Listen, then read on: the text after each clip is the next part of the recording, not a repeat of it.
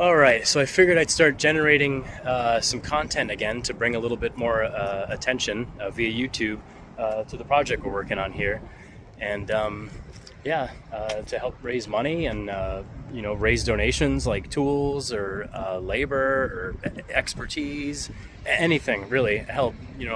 Bring your car over for an open house so more people come check it out, things like that. So anyway, today. We're going to install a man door where we need a man door. And I'm an idiot and I got rid of my truck. Well, it was basically a winter beater. It was a slant six 4-speed overdrive 71 Dodge D100. And when I had a baby, I traded it for a sedan. That sedan was a 67 Oldsmobile 98 with a big old, I think it was a 425 high compression, like 10.5 to 1 compression ratio in it, so it was really expensive. And that's the car I was actually driving when I bought this door, salvage. I think I paid $50 for it. Actually, the wood I bought to build the frame for it cost more than I paid for the door. So, and then we had to go, back in the office 5 days a week, and that was going to cost me like $150 a week or something. It was crazy, and that was before gas prices started to come back up. So, when they went up the last time, I was working from home mostly, so it was no big deal. So I got this little Plymouth Grand Fury here to start commuting back to the office every day, and that's what I'm stuck with to put this stuff in the trunk. So. Anyway, I just reglazed some new glass in there and it doesn't look like anything broke, and I got it all wrapped up. I had to move the spare tire over a little bit so it would fit, but we're good to go. So I'll kind of show you guys how this goes, and it's really just to kind of show you how competent I am or the lack of competence I have. I'll let you decide as I work on this thing. And I'll make little videos, as we work on everything. We're gonna do lime wash, stucco repair, hopefully I get some wood garage doors to put in there, all kinds of stuff. Okay, so I put these scrap jams in here with the help of my friends a couple weeks ago, just so we could put these 2x4s up and have a nice sturdy structure to board the door up, because what was there before was really pretty crappy. So now I got to figure out I got actual wood to build the door jams the proper size that I need, so the door still fits in here and closes, obviously. But I got to figure out, these holes are already drilled. My anchor bolts are already in, so I just got to figure out how to transpose this pattern to the new boards, and then obviously cut them to fit. So shouldn't be too hard. I think what I'm going to do is take all this down and then probably put the board up against this, make sure it fits right up to, you can see where the stucco stopped, so I assume that's how far the jam went, and that's what we're just going to do, right? Just match it up to where it was, and then maybe take a hammer and knock it so these holes make a imprint on the back side of the wood, and then we'll drill pilot holes in the back, and then drill our countersink in the front for the washer and the nut so the door can close over it, and bolt it in. So I don't know, it should work, we'll see. All right, I want to show you a little trick to get these out. So these anchors, they mount themselves when you tighten the nut down, right? It forces this sleeve out against the inside of the brick here. So in here I tried to loosen it, but it's spinning. So one thing you can do, and this is the dumb way because I made a mistake, is try and force it like that so that it's wedged, and then let's see if we can get it to spin. Yep, okay, see, we got it to spin. Now let's, okay, so now we've forced the wedge in there, right? So it's stuck and the stud shouldn't rotate, right? The threads are a little bit boogered up. Now when we hammer these on, we were real gentle and careful not to do that, because I meant to, because I knew I was gonna take these jams out again later. But this one got boogered up a little bit, so it basically, the nut started spinning the stud, but now it shouldn't. Yep, see, there we go. So moving forward, you just want to tighten and then loosen them off, right? Nice and easy. Well, basically done here. Yeah, honestly, the tricky part was just getting these holes marked, because the holes were already there and you can't drill through the wood in the hole at the same time because the hole's already there or whatever. So Anyway, yeah, you can see I took some measurements and stuff, and it was interesting. I left this stud in, the top one, and then the bottom one in, and I basically put the board up against it, shimmed the bottom, so the top was hitting right here, because you want to leave a little gap at the bottom so you can put a sill in with a seal. Anyway, just the top and the bottom one. And the way I marked these holes originally is I took a level and I drew a line to make sure they were all level, essentially, so they were perfectly perpendicular to the ground. So I just, hit the board with a hammer to mark the top and the bottom hole, and then I took my level and kept it straight, made a straight line, so I knew which way this way I had to drill the holes. And honestly, I got they were centered in every one of the bricks, so I just kind of held the board back and took a straight edge and basically just eyeballed it with a straight edge. And of course I had the board level and marked all the holes, and they were, pretty much perfect. I did that with both sides. So pretty simple. These aren't tight all the way yet because if I tighten them up, the studs come out and then I can't close the door, and I don't have a sawzall. I have a hacksaw, but I'm not, it's kind of late and I'm not going to bother doing that right now. So the board's pretty tight either way, so it should be fine. But yeah, you can see this board right here is going to come in a little bit. I got some shims in here, but the board's a little bit of a banana at the bottom, so I got a zip in that bottom bolt. But door closes pretty good, except where that's a banana at the bottom there, because that bolt's not tight. But yeah, there's no like weird, pressure or anything. Feels like it'll swing pretty good.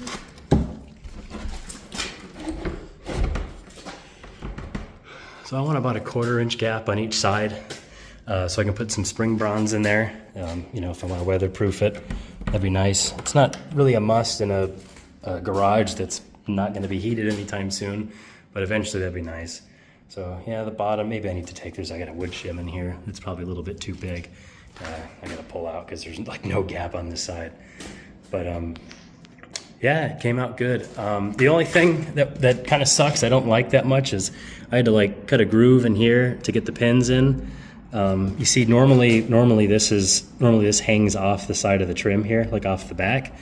But the walls are so thick, and of course I could have pulled the door back, but if I pulled the door back, then these would be exposed. So you'd be able to just like pry I don't know what you call that board right here, the door stop off, and you'd be able to zip these out and then just pull the whole door down, right? So I didn't want to do that. And I also didn't want to put these farther back, because if I did that, I'd risk splitting the bricks. So I wanted to keep them farther forward, so I'm in the center of the brick so that I can get these nice and tight and it won't split the brick. So to put these in towards the middle of the brick, and then to cover them with the door, I had to do that with the hinges, if that makes sense. So the only other option I could have got was to basically just use a smaller board, right? So it would have stopped right here at the radius where the pin goes in, when I'll tell you why I didn't do that. So to protect from like kick-in or anything, the striker's gonna go here and the deadbolt's gonna go here. And look at all this extra meat on the back, right? That's awesome. If I had this all the way over here and the deadbolt like right there, you just kick it right in, right? It doesn't do anything. So I wanted to basically leverage the entire thickness of this wall. So that's why the hinges look stupid. But honestly, I'm okay with it, given, like I said, the added security. So yeah, I'm gonna close it up and put my board back up until I get the stop in. Believe it or not, I was gonna try and do that today, but I couldn't find anyone that had, no one local had the right size wood I needed. I was gonna get a piece like this and put it in here, right? It'll go right up to about there. But yeah, no one, the local lumberyards didn't have this. So I'll have to go to a Lowe's or a Menards or something. So I zip that bottom bolt in a little bit, just so you can see how it's just zipping a couple of them in. Now I got a perfect gap here to put the striker plate in, and there's like exactly maybe slightly more than 1/4 of an inch to get the seal in there, the spring bronze later. So anyway, yeah, just kind of showing.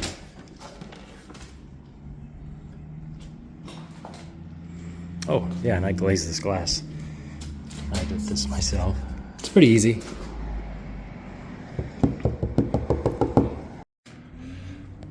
All right, so an update on this door here. We got it to hang. It's real nice. It's real nice and neutral,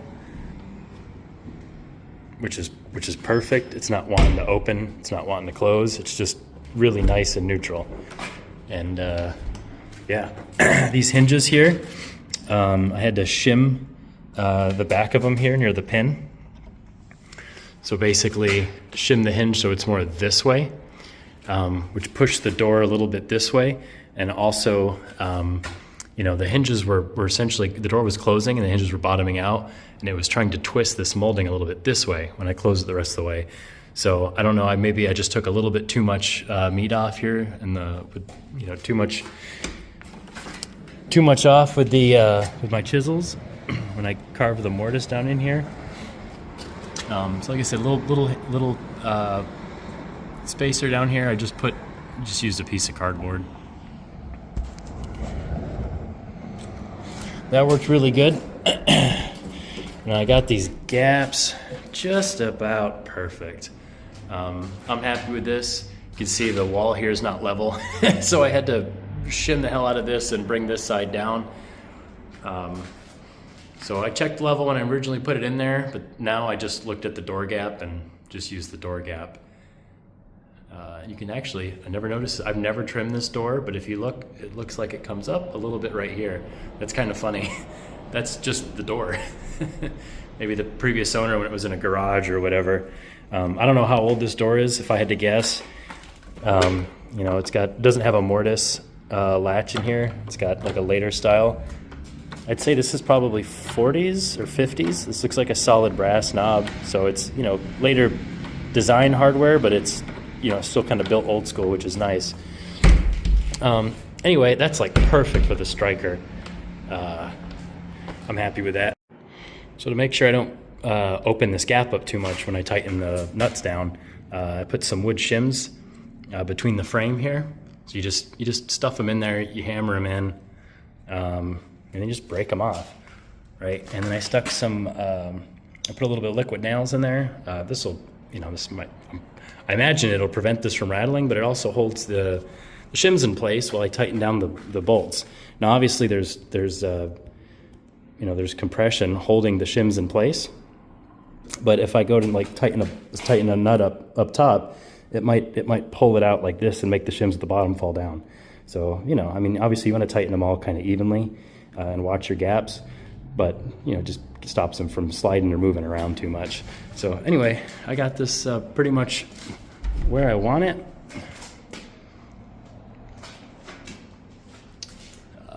This gap is pretty much where I need it.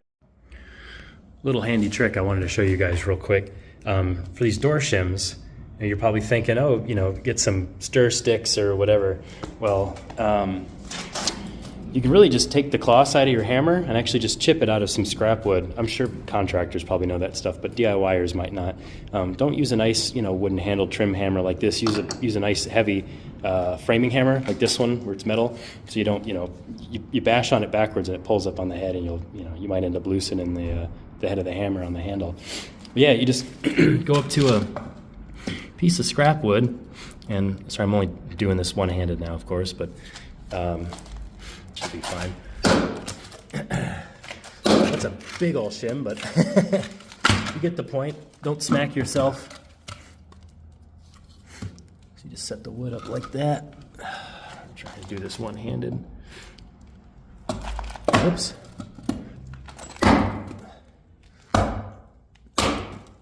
See? And you got yourself a shim. That one might be a little bit thin, but hey, you put 2 of them in there or whatever,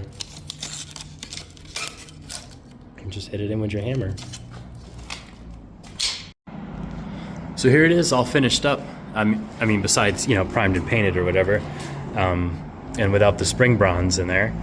But yeah, you can see how thick this jam is, and I had to make a little runway here for the latch. But yeah, it's funny, you know, I'm talking about the door getting kicked in or whatever, but there's this big piece of glass here, so I mean, I don't know. We'll see. Hoping for the best, but yeah, it closes real good.